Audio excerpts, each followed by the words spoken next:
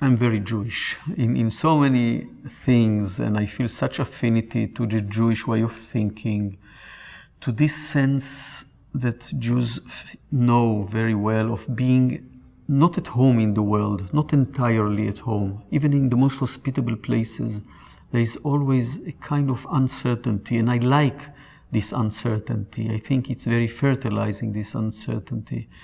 It protects me and us from congealing in a situation.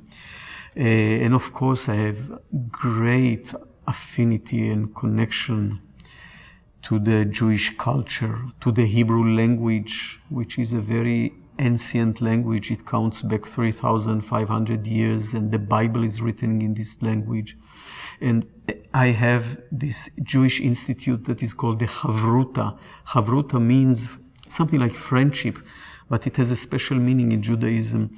It means two people, we are three, two people who are studying the Bible, but they read the Bible with magnifying glass. You know, my Chavruta, it's a man and another woman, we are reading sometimes 2-3 sentences, verses of the Bible for half a year with all the connotations and associations.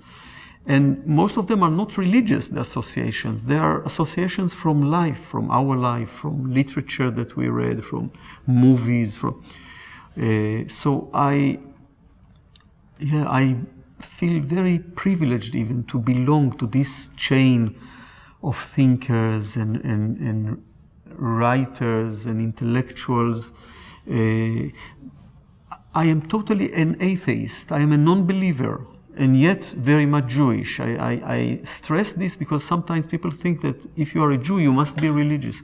No, I'm not religious at all. It's important for me not to have God in my life. It's important to me that the responsibility is only on me, that there is not a kind of a heaven or a hell or there is no second chance.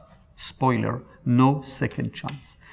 What you have is what you have. What you do with your life is what counts. The way you treat your family and your friends and yourself, this what counts, not any other vague idea about the other world. And yet very Jewish. And of course, writing like Sholem Aleichem, like Bruno Schulz.